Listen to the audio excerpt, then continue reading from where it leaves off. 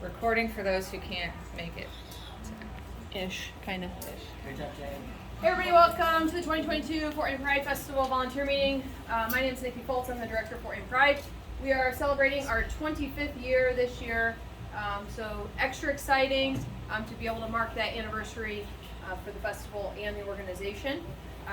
We have several members of the board of directors here tonight that we are going to introduce and then get into the meat of what you're going to do. If by the end you still have questions, feel free to let us know and we can answer those questions for you.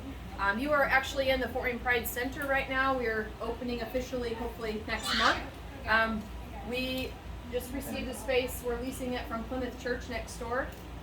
And we're going to be opening it up to not only our organization, but also other community organizations to have meetings here, smaller events, and hopefully some other things like drop-in hours and stuff like that over the next year or so. So that's an exciting thing for us. We've never been able to have a center like this, so yeah, it's pretty cool. So thank you all for being here. There is no way we could do a festival this big without you, and so we appreciate all of your time and energy to be there for us, because there are 16 members of the board of directors, and definitely not enough of us to do what we have to do to keep everybody safe and having fun. So welcome. I don't know if you can see it. It's hard to see, but I know what it says. So we're a memorized. 501c3 nonprofit. We were having our first festival in 1998. We had about 100 people at that festival at Fryman Square. Over the years, it grew. We realized we needed more space to accommodate people, but also more of a secure space. We moved to Headwaters West, then Headwaters East, and then now we're on both sides of Headwaters. We're expecting probably even more than 15,000, probably closer to over 17,000 people this year. The festival takes almost $90,000 to put on. People don't realize how expensive it is to put on an event for only 18 hours. So not only is it a lot of time that everybody's putting into this, but it's also a lot of money. So people might say something about having to pay to get in, but just understand it does, we try to keep it affordable, $5, but it is a lot of money to put on. And we do even make deals and try to, do what we can to penny pinch, but there's a lot of stuff that does cost a lot of money. So I am Nikki Foltz, and I'm also, besides the director, one of the things I do during the festival is entertainers. So if you have an entertainer question, I'm the person to go to. Jen Ferguson, and then as well as Wayne Hall do volunteers. Christian. Right here. Christian is, he had moved to Colorado. He just moved back, so he's an unofficial board member. He'll be returning next year. So those people are all doing volunteer stuff. Vendors, Penny Aker is also our treasurer. She's one of our vendor coordinators, and Nikki Osland is not here. Wendy. I don't think. Oh, she left already. Okay. So Wendy and Bob do our beer tent. Jay, they do our drag shows on both sides. The March, Indira and Robbie. Indira had to run to get a pizza cutter for us. And Robbie is right there. Kids Space, Jay and Lori are not here. And then Penny and Tracy do EMS and safety, but we actually have a police liaison that's there during the festival that's kind of in charge of our police part of it. And then we have an EMS person who's in charge of the EMS stuff, which they're also EMS people. This is your part, Jen. I know. Oop, back too far. Just gave everybody all the info. There you go. I think I could read it. Okay, so this is just some general basic information about Pride. So no alcohol is allowed to enter the festival area from outside. So you need to purchase it all inside. There's no alcohol served in the food area, so we don't have to worry about that, but people are bringing it in from their cars, or no coolers are allowed to come in except for some vendors will have coolers, but no, just people visiting should have coolers with them. No pets or motorized vehicles can come into Headwaters. So the scooters that you see, or bicycles, or even skateboards, they can bring those inside. Occasionally somebody will bring a skateboard and we can take it and kind of put it behind the admissions area and they can grab it when they go out. And then there are bike racks and things right outside the park that they can take their bikes.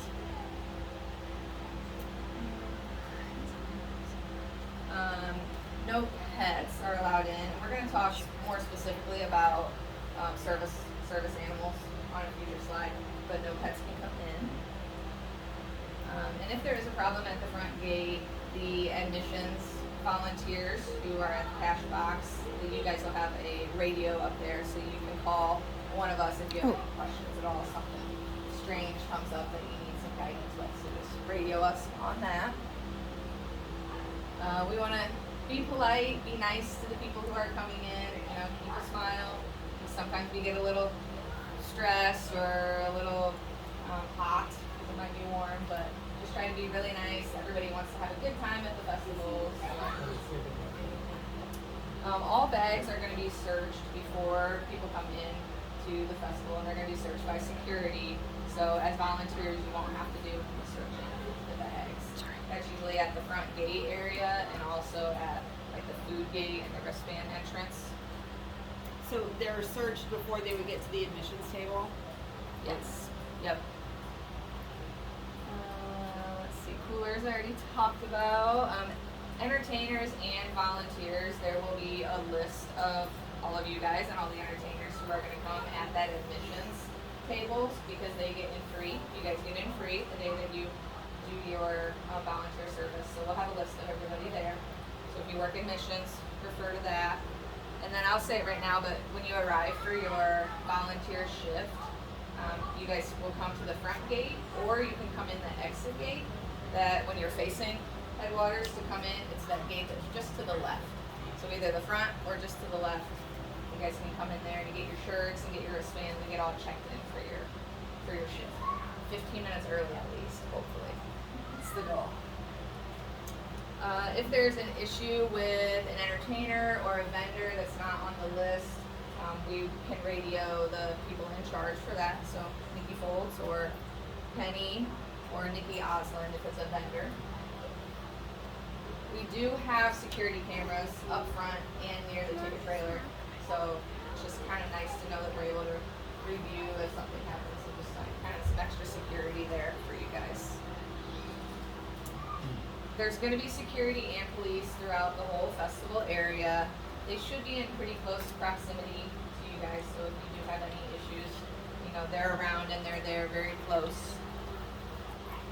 And we also have EMS on site, and we just talked to them today. It sounds like there's going to be quite a few EMS on site, so that's going to be really nice. They're going to have a couple of different stations, more than just one at the front of the park and then one more closer toward the stage. And I think even one on the other side of the street too. Yep. So we'll have good access to EMS. And there's no smoking at the festival inside the gates on either side, but there are some designated smoking areas.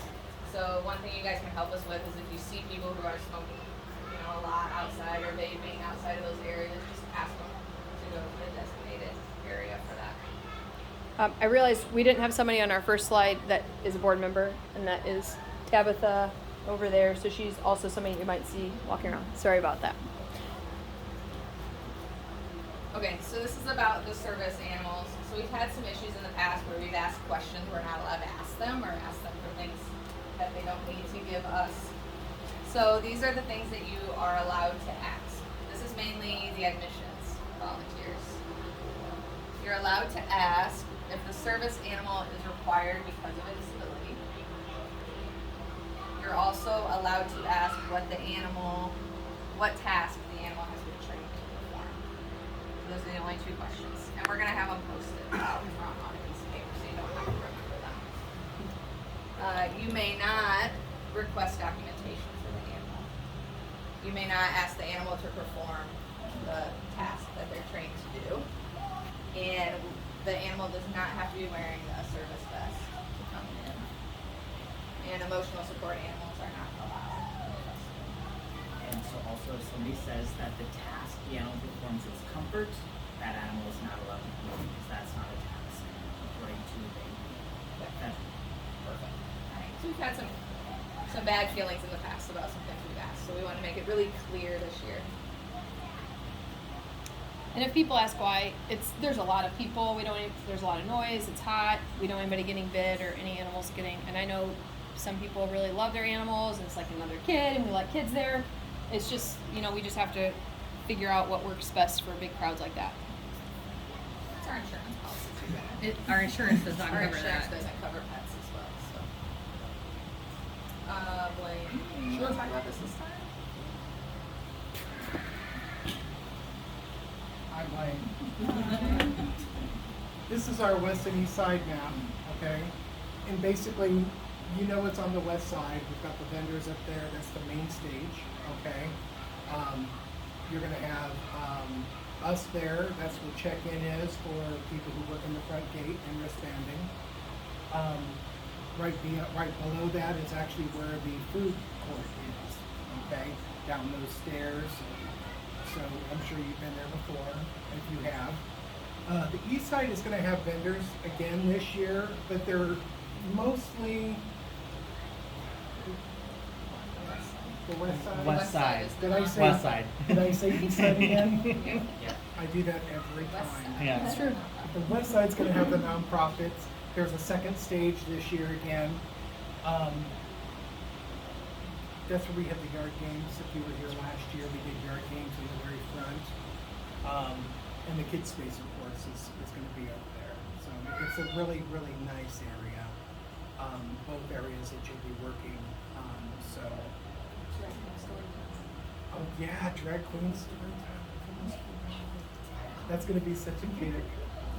I can't wait to see that. I'm actually going to watch that one. Starting at 5, see me. I'm seeing. Now, am I gonna be performing? Yeah. Okay, nice. I can't wait. All right, I'm gonna let you take it from here.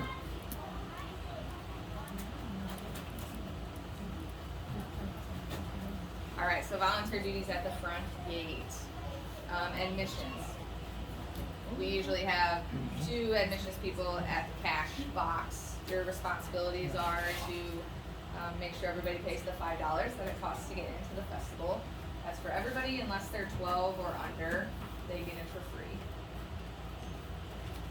Use your judgment on age. We don't have to argue or ask for, birth records or anything like that for the ages of the kids. So just use your judgment. 12 and under free, $5 for everybody else, and it's cash at the admissions at the front entrance.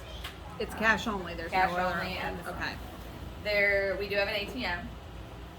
Typically, in the past, we have taken the person's ID if they need to go to the ATM inside the festival to get cash to get in. We're gonna really try to get the ATM outside of the festival because Three Rivers is outside of the festival, so we're gonna try really hard to do that. Then you won't have to take IDs and have people come in and back around. So yes, $5 at the front, and that's just because the credit card will slow it down too much. The $5 keeps it quick. Friday, we're just gonna have 1 admissions entrance open, and then Saturday we'll have 2 open all day. If you've been here in the past, we've only had 1 open Saturday during the day, but last year we were just so busy that we needed both open for most of the festival. So there'll be 2 of you there. One's taking the money, the other one's kind of watching to make sure people aren't slipping behind and slipping in. And then wristbanding. So after they go through the admissions and pay, then if you signed up for wristbanding, you will be responsible at times for doing the ID checks as well. That could be your duty.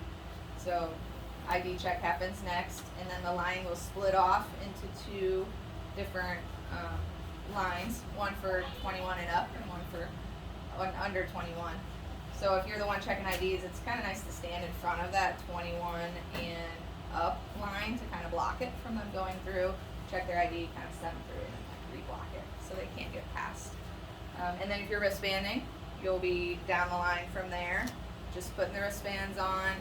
It's good practice to keep about a finger width, and they're pretty comfortable for people and they can't slip them on and off that way, but they're also not cutting off circulation in their wrists. Let's see, and then Pride Wear. Do you want to chat about your Pride Pride Wear Wear. real quick? Basically, when you walk in to the festival area, I'm right there. Okay? And this year we have actually expanded our Pride Wear options. We've got 2 different shirts that we're gonna order, which we're not order, but we're gonna have for sale. We're actually carrying a hoodie this year for the first time ever. Sunglasses. We've got sunglasses that are amazing. Bottles, So we're expanding our fun stuff for people, and it's going to be a blast. The nice thing is with volunteers is when you walk in, we've also got some of the last year's volunteers t-shirts that you are welcome to take, okay? We won't be using them again because they've got a date on them. So when you go in and you get yourself checked in, or actually before you check out, remember to ask somebody about those volunteer shirts and then just grab a couple. Okay? Yeah. Okay, so then if you're signed up for the exit gates or the wristband entrance, the big thing at the exit gate is people aren't allowed to take alcohol out of the festival. So that's really the main thing you're looking for there, just no alcohol going out. If you're at the wristband entrance, the big thing is no alcohol coming in, but also that people have wristbands on, because that means they paid to get in. So if they don't have a wristband on, send them to the front so that they can pay to get in. And then no alcohol in, and there should be, we'll have security be checking bags at the wristband entrance. The food entrance, that is if you're outside Headwaters and face, it's kind of where Junk Food Alley is right now, but there's a gate over there that goes between Headwaters and the Junk Food Alley. And there you're just, again, watching for alcohol, no alcohol coming in, looking for wristbands if they're coming into the festival there. And then there'll be a bag checker, and any food and non-alcoholic drink they're allowed to take both ways through that gate. Also, no alcohol out. So, yeah. Yep, good call. Yep. And then the floaters, people who sign up for floaters on either side, when you check in with us, we'll stick you in a spot. Okay? And we have some extra jobs too that we can do as well. So we're gonna use everybody, and we appreciate you all. Let's see, arrive 15 minutes early for your shift. That's in there a couple times because it's really important. It's really hard when people are getting ready and you might want to leave your shift, but your next person hasn't shown up yet. And then it can be hard for us to get people checked in if it happens all at once. So please try to come early.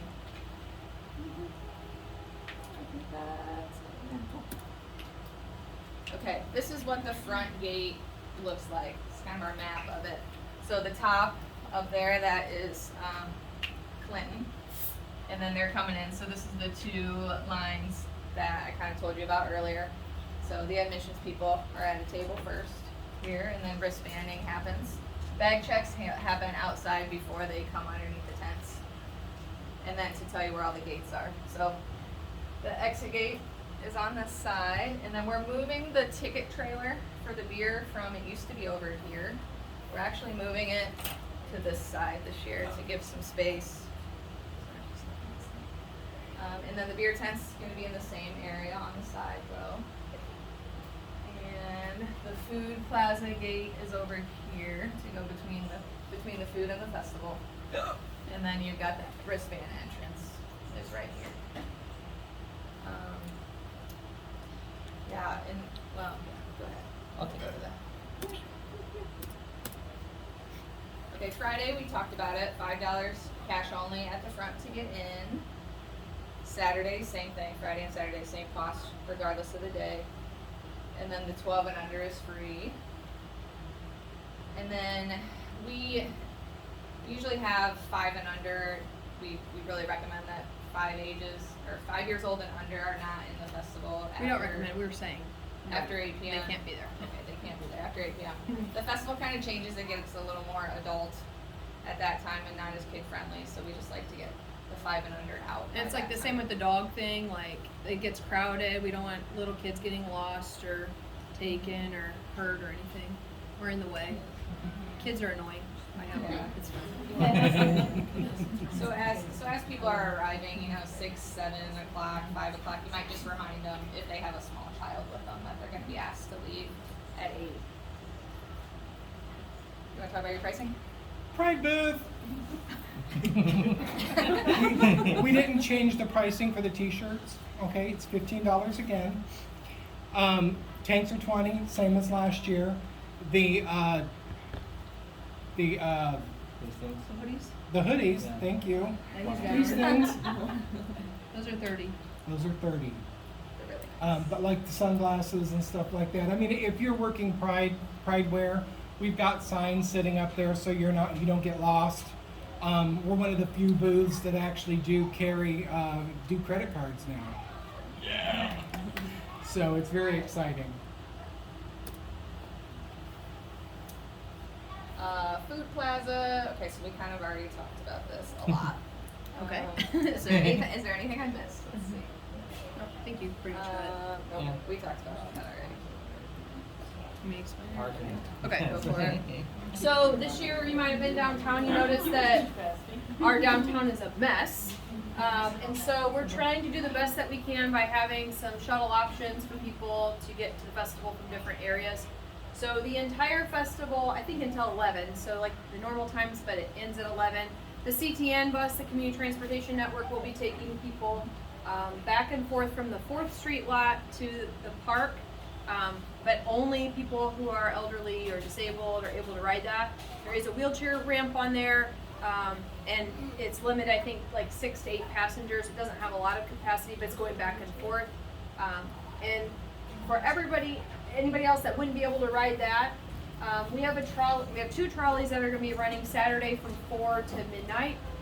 They're going to have multiple pickup places around downtown and also picking or dropping off in front of Headwaters close to it. Cycling around for the evening.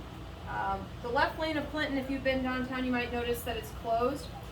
We're going to be utilizing that as a rideshare, carpool, drop-off lane. So people will be able to pull up, drop off, and go, or come pick people up there because there's not really another place that you can go and do that anywhere close to the park. So that's what we're using as a rideshare space. There is going to be a time between 7 and 8 when we're going to ask some people, volunteers maybe even, to help out. We got some vendors who all have to leave almost at the same time on both sides of the park. And because there isn't a place for them to pull up, we're going to let them pile their things up. People are going to wash their stuff, and then they're going to pull up with their car, grab it and go, and just try to get people in and out as fast as possible.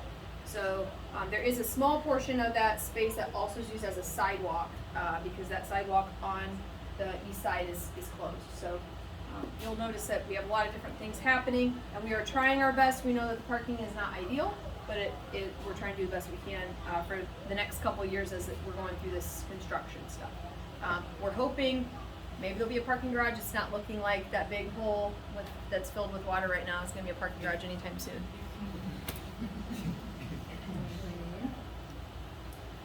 Additional information. The volunteers who are wristbanding, we have to ID check people if they look 40 or younger. And then everyone who's over 21, we want to make sure that we're wristbanding them with the over 21 wristbands, just in case they decide to drink later or they're holding something. At least they have the wristband that they should have on. It's always an issue because the adults really want the rainbow wristbands, but they don't get them. They get the 21 and up wristband. And then if you're working admissions or Prideware, we only give money to 2 people. So we only give money to Nikki That's me. Yeah. and Penny. Okay, so if I come up to you asking for the money because we're gonna we're gonna take the bigger bills out, don't give it to me. Only those 2 people. And you need to make sure that you're turning around and looking at their faces and that they're actually And the ones we talked asking about for we'll it. make sure we don't just come up on you. But Yeah, I always tap everyone on the shoulder and I'm say, gonna be "It's honest, Penny. I'm taking and money." sometimes I really try to do that. There's sometimes yeah, but I really will be we are more. extremely busy. Yeah, it's, Just yell at us. And then all vendors will have wristbands. They receive wristbands in their packets. And then we also go around at the beginning and give them wristbands. So if they're coming in the front, somebody's coming in, they're saying they're with a vendor and they need to get their free wristbands, they should have already gotten them. Or they need to call somebody from their booth to come up and bring them their wristband. Okay, so if they don't have one and they didn't have one in their packet, they need to still pay to get into the festival. And then if there's any problems with protesters, we do have Free Mom Hugs. Free Mom Hugs is going to be out there helping us kind of keep people from engaging with the protesters because that's what they want. They want to cause a scene and they want us to engage with them. So the best thing we can do is just ignore them and if you're out there, try to get some of the people, if they are engaging, try to kind of deter them from engaging with the protesters. We realize, you know, we try to just remind people this is a day of days of celebration. This is a good time. We don't want to we're not changing anybody's mind. They're not changing our mind. Let's just ignore them and then they go away. That is literally what happens. When you leave them alone, they do leave. Yep. And we know that emergencies do arise. So if there's a reason why you can't make it for your shift, our 2 numbers are on there. A lot of people took screenshots of that slide last time, so they had our numbers, but you can We'll send it out in a Also get message them too to from us. everybody on the sign up. and we'll send it in the email. But just let us know as soon as possible if you can't make it, so we can get somebody to try to help cover your shift, one of the floaters, or call around and get some other people. But we do know that things come up, so that's okay. And then you want to make sure that you're wearing your shirt when you come for your shift. And if you have friends or family or other people you know that are volunteering that weren't able to make it to a meeting, they will be able to get their shirt when they arrive for their shift at the festival. What's yours? Hmm. Remember you like this one, come on. Well, that's I right. I do love like this it. one. This is my favorite pun. Okay. You get a free T-shirt. Come on now. How can you lose? You also get a free admissions for the day that you volunteer. Okay. So you may work a 3 or 4 hour shift or whatever it is, and you get the rest of the day free. Okay. So, like, I was planning on bringing my daughter and going on Saturday, but I'm not going to. So apply or Just come up and tell us, and we'll find you on the list and give you for free. okay. Yeah. Just please come back and work the shift. Every now and then we get people that do that. It's like, they were here, and now they're It not. happens. But people will do for $5. Yeah. You get a warm and fuzzy feeling. Come on, doesn't it feel good to think that you're going to be working and doing something fun? I think it's great. I do not feel it right now. You get, if you work additional shifts, the more you work, the better the swag. Okay? I'm in charge of swag. So the more shifts, if you can do another shift, that would be phenomenal. We would totally appreciate it, and I'll compensate you. Plus the past volunteer shirts, like I said earlier, those are available as you leave your shift. It'll probably be easier for you to get them at that point. So the biggest thing that you need to worry about, I still have one more thing to talk about. no, the biggest thing you need to worry about is have fun. I mean, yeah, you're working a shift and you're doing something, but the whole day is about fun. I mean, it's a safe place for everyone to be. I don't care who you are. So make sure that you're having a good time, okay? If it's something that you have a problem with, or if there's something that you're not happy or comfortable with, please let us know, okay? We won't stick you at a place that you're not comfortable with, okay? So one of us is always wandering around somewhere, just please let us know, and we'll be happy to work with you, okay? I'm done. We always hear over and over again how it's one of the happiest places. My grandma's 87 and she just had to stop volunteering a couple years ago, and she still talks about it. It's the happiest place ever to be at Pride with all those people smiling, and it's just a good time. So thank you for being a part of it. I did want to add on, because earlier we forgot to talk about, we do have an emergency plan in place, and we want to make sure volunteers know that we do have that. There's some things we don't share because we don't want everybody to know the game plan. But we do work closely with the Fort Wayne Police Department. We recognize that there is issues with police and Pride based on a long history of oppression and mistreatment by the police with our community. We've worked really hard to establish a relationship with the Fort Wayne Police Department. I've offered training to recruit classes for about 9 years now, so that they've received LGBTQ training. We've worked closely with multiple departments in the area, including Adams Sheriff's Department and all the Northern Indiana police, the sheriff's departments and jails, to try to better educate them on what they need to do for our community. All of our police officers are selected by a member of our community, LGBTQ member, who is our police liaison. She selects anybody who's either a part of our community or close allies to be at the festival. So we are still at the size that we can kind of be picky and choosy on who's going to be at our festival. We know that some bigger prides can't do that, but we're still lucky to be able to. So just recognize we do have police there, but we understand if there was a real big emergency, that's who we'd have to call. And so they're there on the scene. If there is any type of emergency and you're feeling unsafe, we are not asking you to put yourself in harm's way. You're welcome to do what you need to do to stay safe.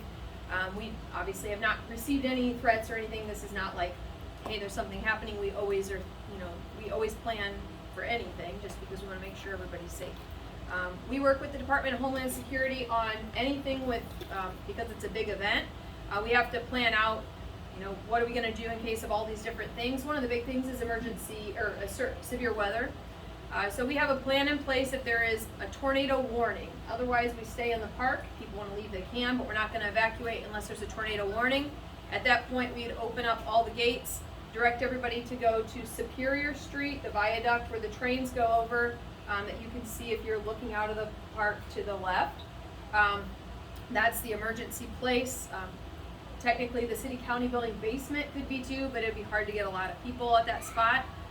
So if you're comfortable, we would just ask that you make sure the gates are wide open. Any tables, chairs, cattle gates are moved out of the way. But again, we're not expecting anybody to put yourself in harm's way, so do what you need to do. We will open up the back gates, and we also have some zip ties that we would unzip some of the temporary gates to try to get people out as quickly as possible. So that is in place, and we are in close contact with them. Both days of the festival, they call us with any report of any issues that might come up, so we're aware of that. Does anybody have any questions? Storms. I just said that. Oh, sorry. Are you listening? We have pizza. We would really like you to eat the pizza. Before we do that, though, I want to get a picture.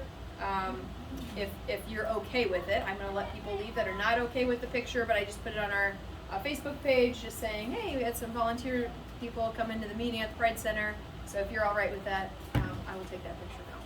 If not, no judgment. Yes, Yeah. question.